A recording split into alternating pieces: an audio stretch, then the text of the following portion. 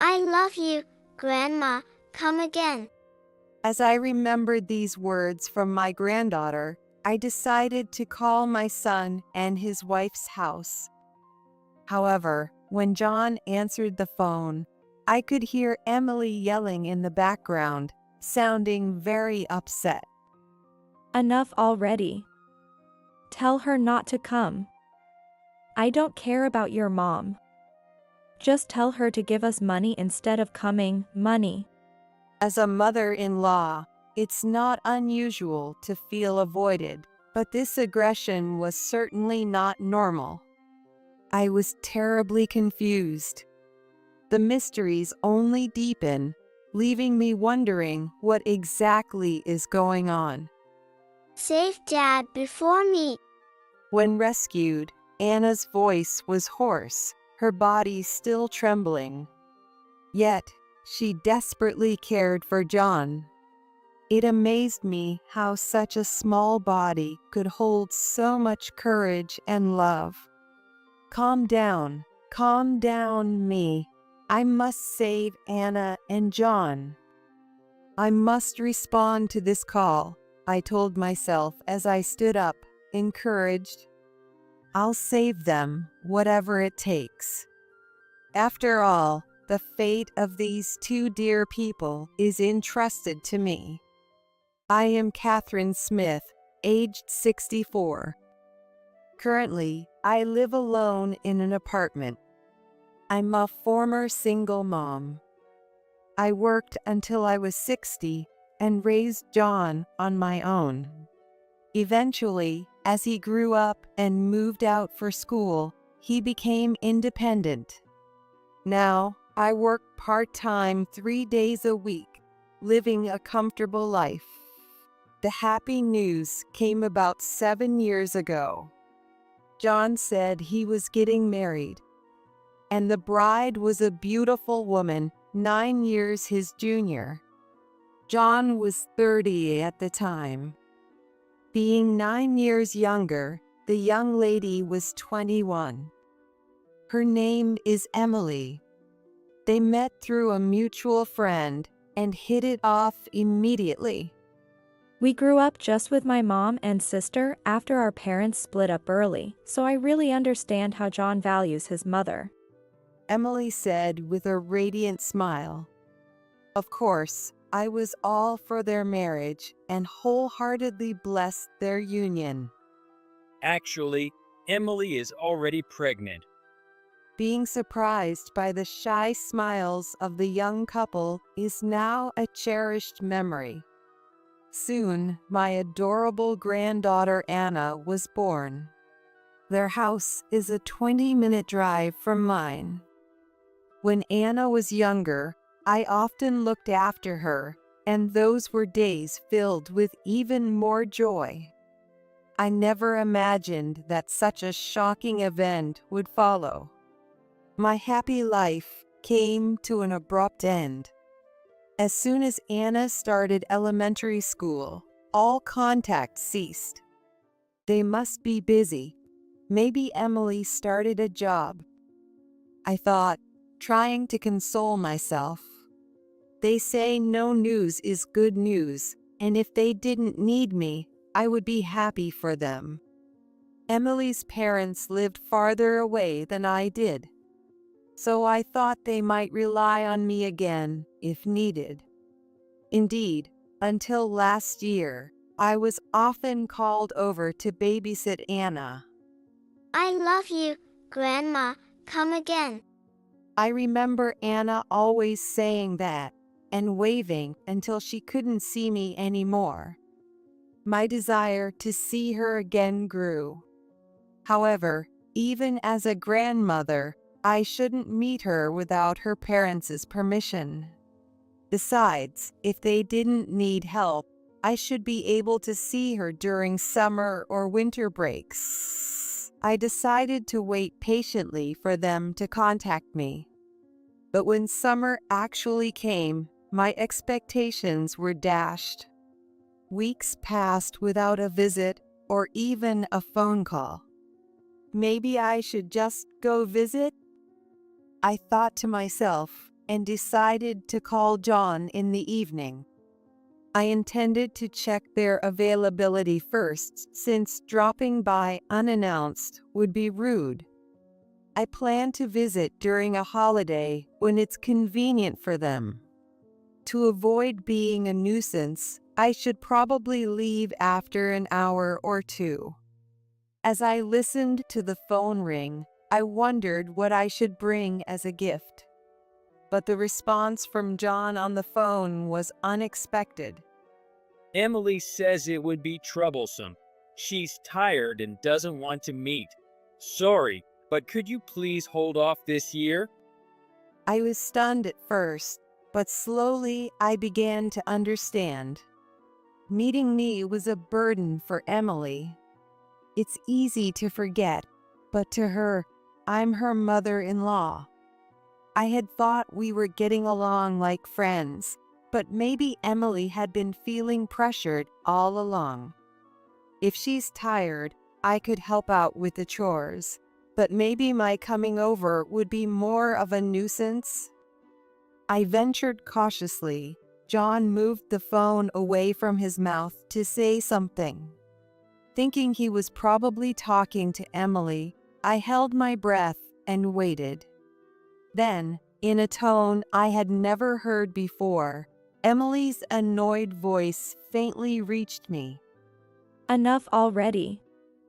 Tell her not to come. I don't care about your mom. Just tell her to send money instead of coming, money.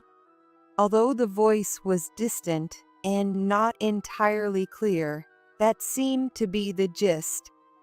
Can you imagine how shocked I was? I was so stunned I couldn't speak. As I was speechless, a very apologetic John's voice came through. Sorry, I appreciate the sentiment, but she doesn't want you in the house. She just started at jobs, maybe part-time, and it's tiring her out, making her edgy. I was simply stunned. I hadn't realized I was so disliked. I think I responded with something like, okay, or I see, but I was not sure. Disheartened, I hung up the phone. After hanging up, I regretted not asking to at least talk to Anna. More than wanting to visit, I just wanted to see John and Anna's faces. For Emily, having an outsider like me in her family only home must be stressful. I too remember feeling tense when my mother-in-law used to visit while I was still married to my ex-husband. It's not hard to understand why Emily would be reluctant. If this keeps up, there might come a day when I won't be allowed to see my granddaughter. I reflected deeply on this. At the same time, I realized that indeed Emily had started working. She had married John soon after entering the workforce and became a housewife. Her last job was in an office, I heard. If she's doing a standing job part-time, it might be more tiring. As John said, she might be too physically and mentally exhausted to accept various things. I hurriedly sent John an apology message. Sorry about earlier. Please apologize to Emily for me as well. Having people over can really be a hassle, I understand. I've reflected on it. I just wanted to see Anna's cheerful face, so maybe you could send a picture sometime. If you can make it back during the summer break, please let me know then. With a prayerful heart, I waited for a reply. Surprisingly, the phone rang sooner than I expected. It was John's number, so I answered quickly. But to my surprise, it wasn't John who started talking, but Emily. Hello? Thank you. I appreciate your concern. Her voice was weak, a stark contrast to the strong yelling I had overheard earlier. It sounded like she was truly exhausted. For a moment, I wasn't sure whom to believe, but either way, it wouldn't change what I needed to do. Whether her true feelings were one way or another, the fact that she was trying to get along with me was something I should appreciate. Thinking this, I made an effort to sound cheerful. "It's been a while, Emily. I heard you started working. You must be working hard. It's tough, isn't it? Sorry for saying I'd drop by during such times." Then, Emily exaggeratedly moaned a big hum. I could even hear her sniffing. If she was truly crying, that would be quite emotionally unstable. Yes, I'm really exhausted. It's the latter half of the summer break, but I'm sorry, this time is not good either. Emily sounded very sad. I began to worry that maybe her emotions were indeed in disarray. Concern was starting to outweigh my doubts. Hormonal imbalance, stress, and other possible causes of her condition crossed my mind. I'd much rather she just disliked her mother-in-law. Of course, it's okay. I'm sorry for pushing. It's totally fine. But more importantly, are you okay, Emily? Are you getting enough rest? I spoke gently, taking great care not to upset her. Emily was silent for a while. I waited anxiously for her response for several seconds. Finally, a slightly happier sounding voice came from the other end of the phone. I'm fine. So, Bye. After a brief farewell, the call ended. I involuntarily sighed. The atmosphere wasn't right to ask to see my granddaughter. Emily's condition worried me, but John's yes-man behavior was also concerning. I wondered if this was just how young couples are these days, but no clear answers came. With a lingering sense of unease, I resigned myself to the situation. About 30 minutes after the call, I received a message from John. It reads, "Can we meet during tomorrow's lunch break?" Since I was off the next day, I quickly replied, "Okay." The following day, we decided to meet for lunch at a diner near John's workplace. John looked tired when I saw him. His words lacked energy. Lately, Emily has been acting strange. She goes out every night, comes back drunk, and then is bedridden with a hangover. She could ask you or her parents to take care of Anna, but she refuses. Honestly, it's troubling. John then took a key out of his pocket and handed it to me.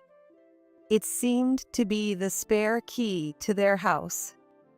Just in case I can't get up because of illness or something, can I call you? I accepted the key, trying to suppress my anxiety. John asking for such a favor was not a good sign. Even after getting home, I was too worried to sit still. After 3 days of agonizing, I sent John a message. I wanted to talk directly again to hear more about his concerns. "Can you talk now?" He should be at home at this time. Normally, I would get some kind of message back right away. But no matter how long I waited, there was no reply. By midnight, I even started thinking about visiting their house. But finally, a reply came. Busy. Can't for a while. The message was curt. My unease did not subside. The next day, I called John's workplace, wondering if I was overreacting. But then I learned something alarming. John had been ill and hadn't come to work for the past 2 days. Indeed, he looked pale when we met 4 days ago. If he had fallen ill after that, it wasn't inconceivable. But then, would he really reply busy instead of sick to my message? Beyond a mere gut feeling, emergency alarms are blaring in my head. I rushed to John and Emily's house. No one answered when I rang the doorbell. When I entered with the spare key, I found several heavy stones piled up in the kitchen. They were shaped like curling stones and weighed about 22 pounds each. Why here? I wondered. Then I heard a noise. Looking around, I saw Anna outside on the balcony. I hurried to open the window and was shocked. Anna was chained up, wasn't she? The robust metal chain was thin but sturdy, not easily removed. It was cold outside. I quickly took off my coat and wrapped Anna in it. She was shivering, perhaps from the cold. But when she looked up at me, she cried out, "Save Daddy first." confused about what it meant. I hugged Anna as I listened for more of her story. Mommy locked Daddy under the kitchen floor. He's under those heavy round things. Please, hurry and help. Breathless at this unimaginable revelation. Following Anna's plea, I moved the weights aside and found a trapdoor to the underfloor storage. Cautiously opening it, I found John lying at the bottom of a dark, cramped storage space. I screamed, "John!" No response. I reached out desperately. His body was warm. He was alive. I tried desperately to pull him out, but John, unconscious, was too heavy, making it impossible to lift him. I started to panic. Just then, I heard a car. I caught my breath sharply. I thought it would be bad if Emily came back and saw this situation. If it was just Emily, maybe it'd be better, but if she had a man with her, I would stand no chance. I rushed to the front door and secured the chain. It turned out not to be Emily, as there was no sign of anyone. Instead, moving around helped clear my head. I told myself, calm down, me. I must save Anna and John." I pulled out my phone and dialed 911 in a frenzy. Later, I realized that calling an ambulance could have been an option, but at that moment, I was not in a state to think about it. All I could focus on was getting help. My son is unresponsive under the floor, and my granddaughter is chained up, unable to free herself. She says her mom did this, and my son's wife is not home. Please help now. I explained the situation and location as requested. The operator's voice was tense. They promised to come quickly, and I repeatedly pleaded for haste. I wasn't sure how long Emily had been gone or where she might be. When I asked Anna, all she could do was cry and say, "I don't know." Anna and I managed to pull the chain to its limits and somehow got back inside. I wrapped Anna in a blanket.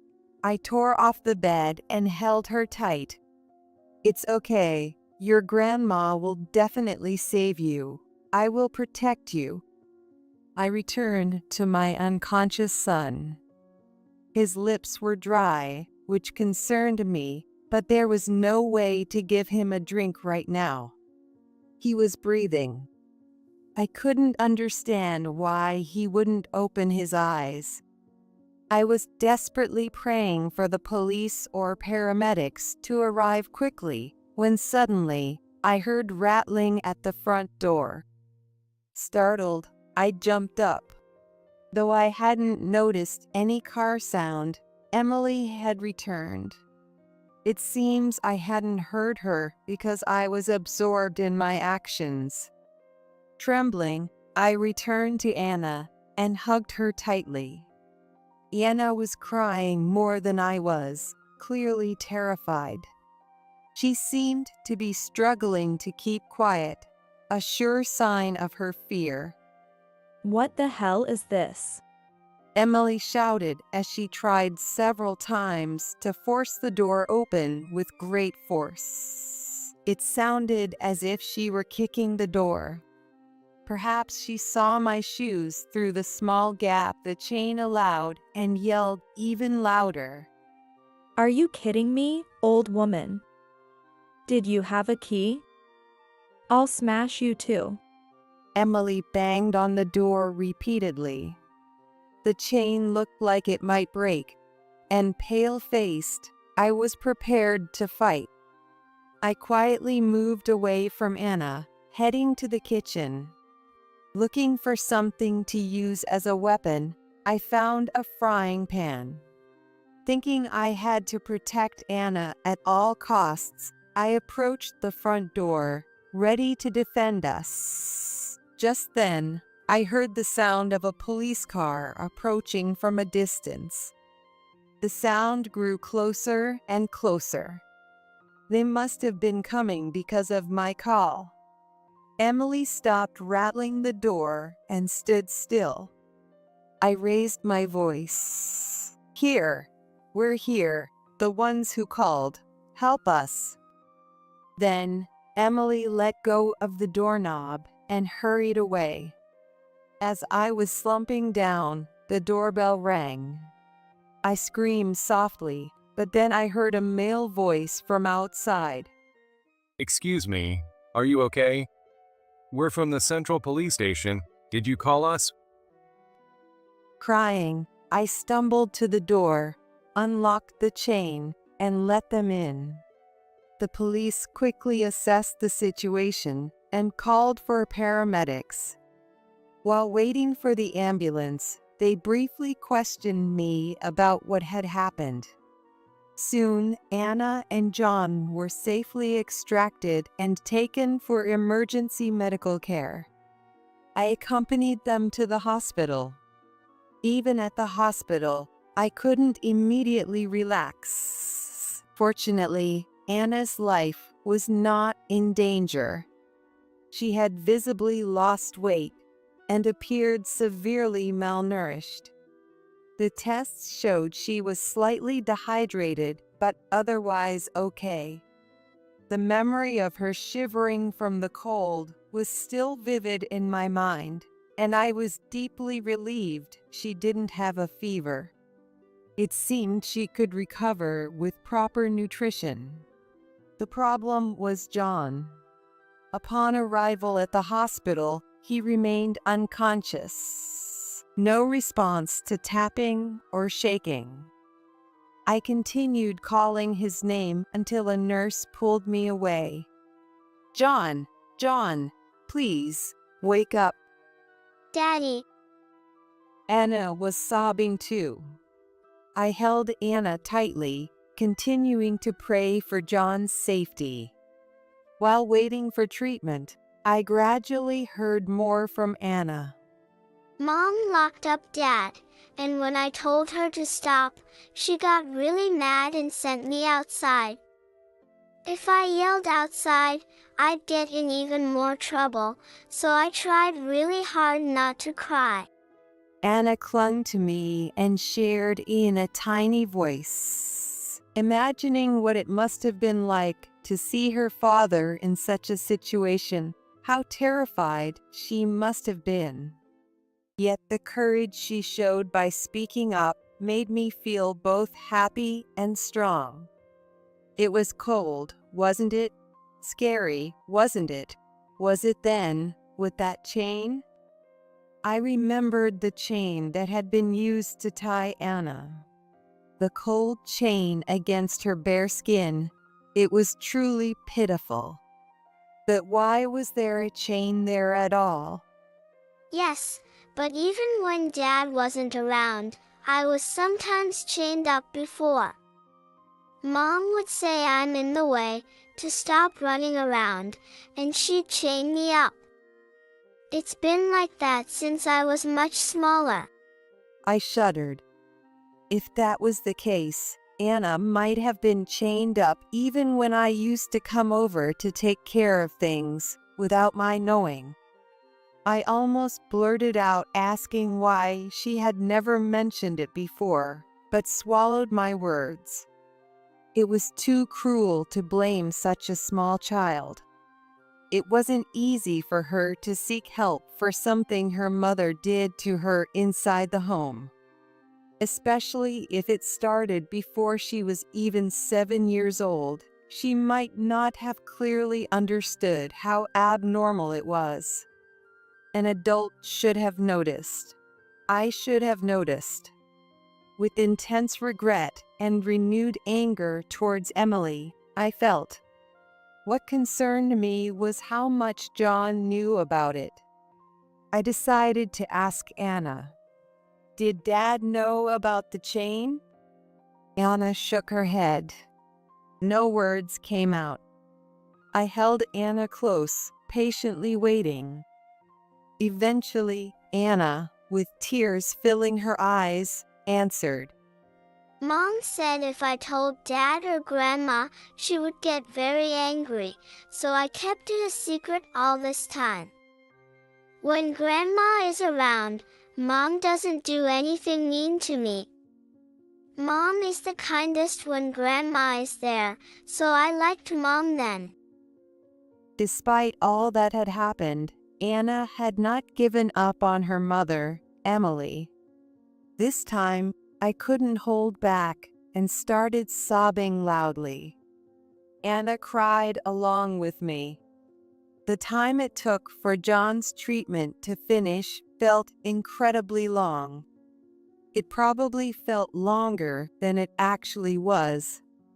Later, I learned that John had been pushed into a small space under the floor for about 2 days without food or water. Fortunately, the duct tape was only loosely applied, so it wasn't completely airtight.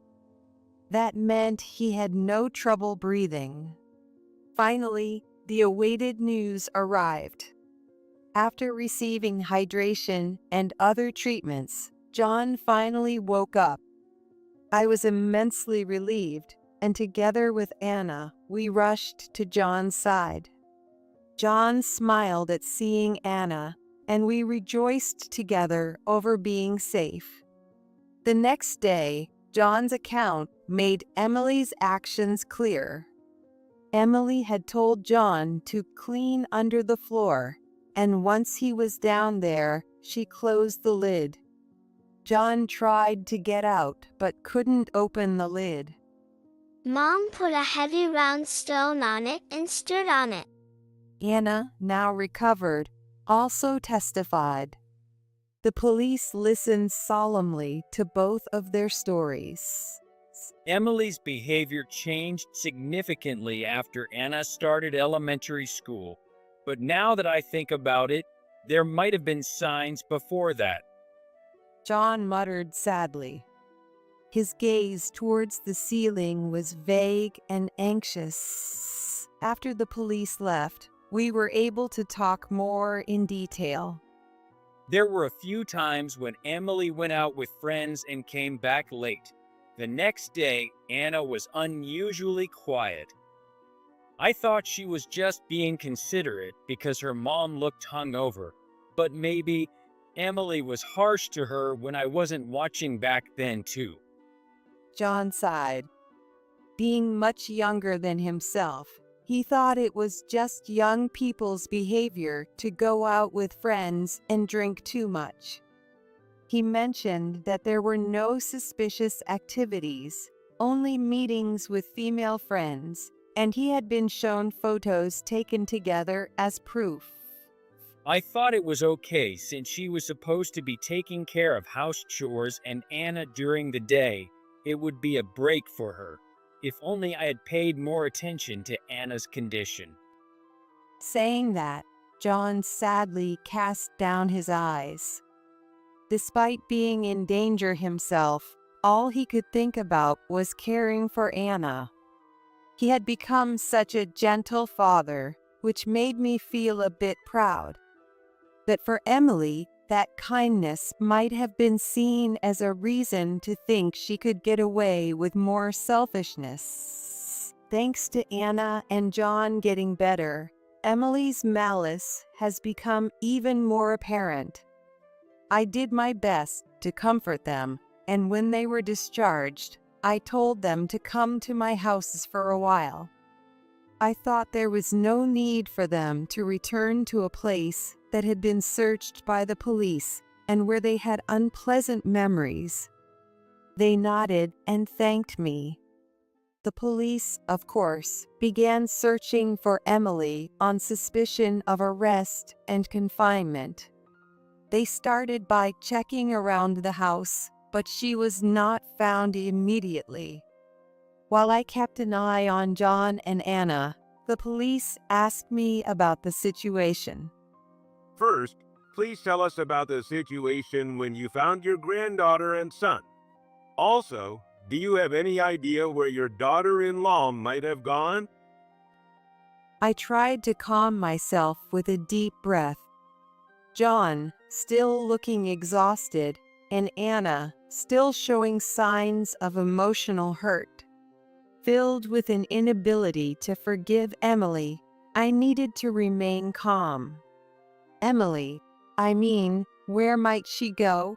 Well, I'm not sure exactly. Maybe. I shared my lead with the police. I didn't know much about Emily's range of activities, but there was one thing I did know. After finishing with the police, I sent a message following that lead. Let's see, the text should say, Emily has done terrible things to her husband and daughter. She's currently on the run. Luckily, both are safe, but were hospitalized, so the police are involved. If you see Emily, please contact me or the police. Is this okay? My message received many responses. Mostly shocked faces and pale character stamps. There was also a strong, got it, dog stamp. Since they're all young women, the responses on the messaging app were lively. But my lead was just this one place. If she had gone to someone I didn't know, there would be nothing I could do. I waited for news with a prayerful heart. The very next day, Emily was arrested. After fleeing, she crashed at one of her friends' homes. Just the outcome I had hoped for. Had our usual conduct been good, I wondered privately with joy. I just came over to hang out. Let me stay. Had a fight with my husband. Got bullied by my mother-in-law, but John didn't stand up for me. That's how Emily brazenly spoke, according to her friend. Had I not sent the message beforehand, her friend would have believed her. I'm glad I sent the message. It just so happened to be at a friend's house who also knows me. The recipients of my message about the incident were Emily's close friends. Let me reveal why I knew these people's contacts. Actually, I'm quite good at socializing. At the wedding, I easily approached Emily's friends, young ladies, and exchanged contact information. Without Emily realizing, I became acquainted with her friends. Now, I am quite friendly with several of them on SNS. Whether Emily knew it or not, or even if she did, she probably didn't care. being able to get ahead and spread the word was a key to victory. An alert was quickly circulated among Emily's friends.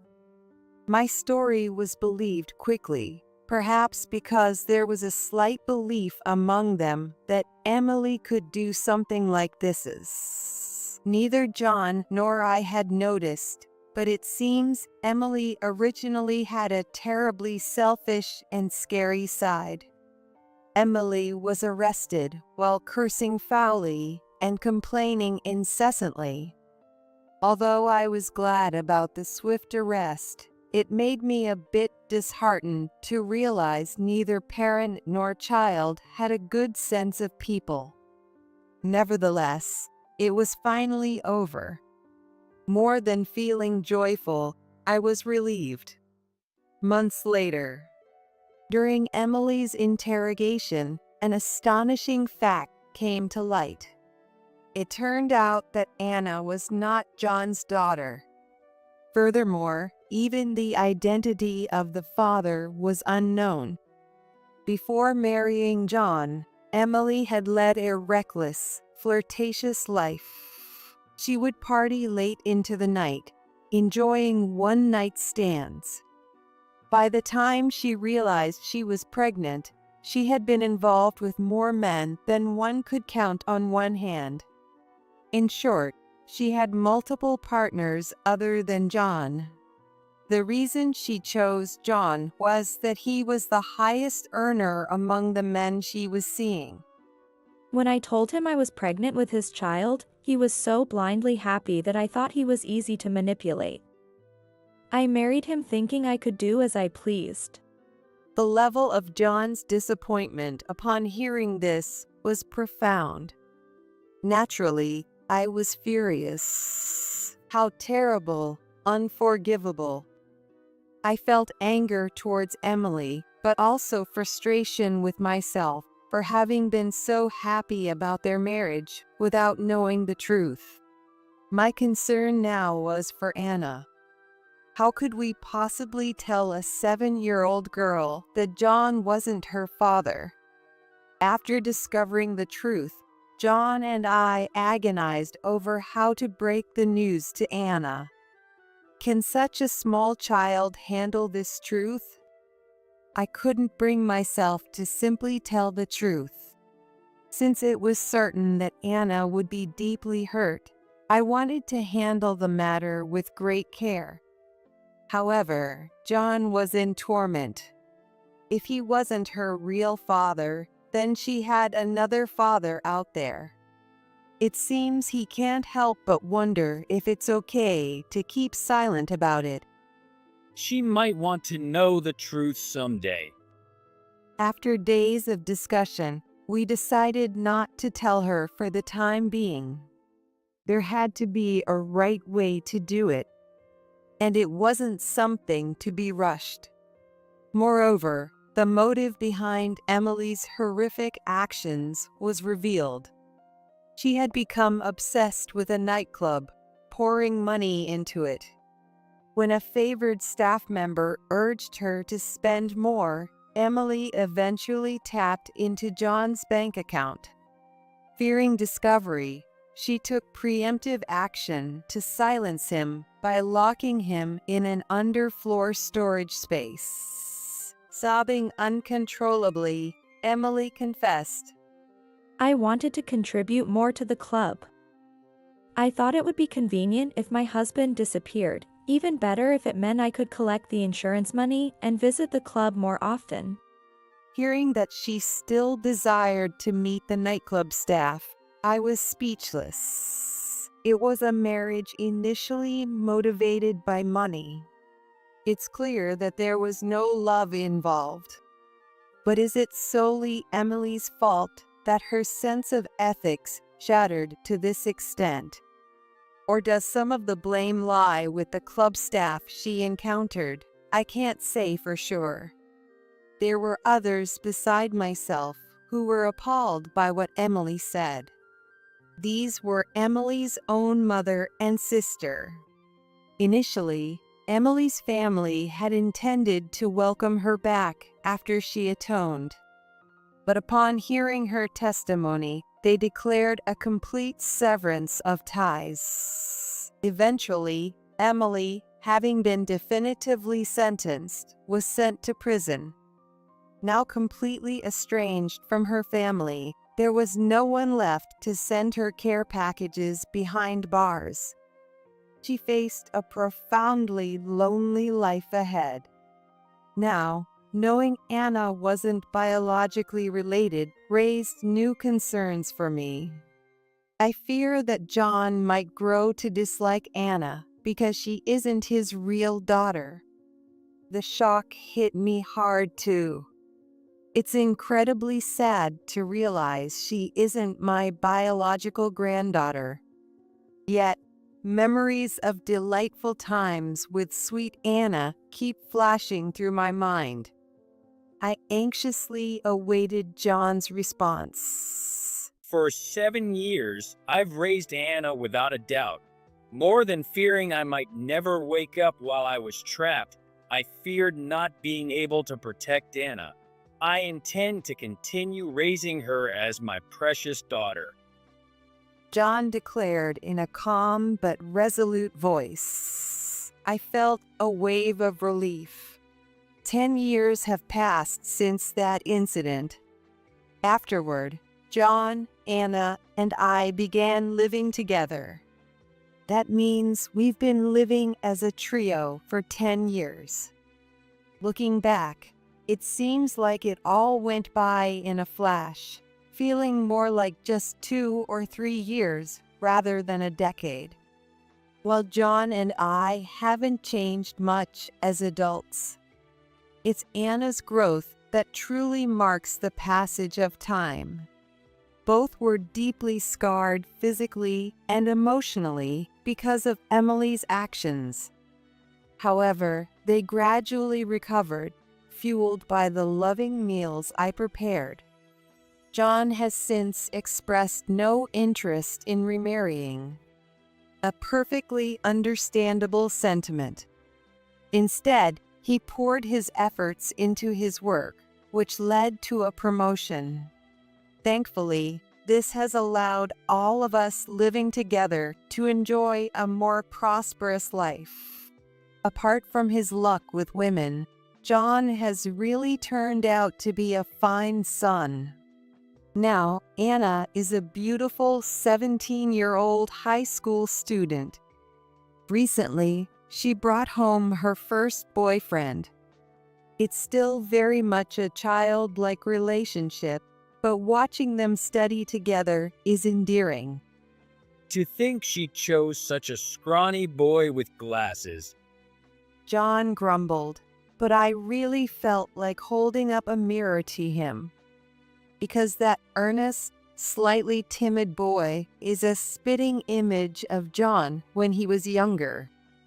Blood ties or not, Anna is undoubtedly John's daughter. Our family of 3 lives happily today. I look forward to continuing this joyful life together with John and Anna.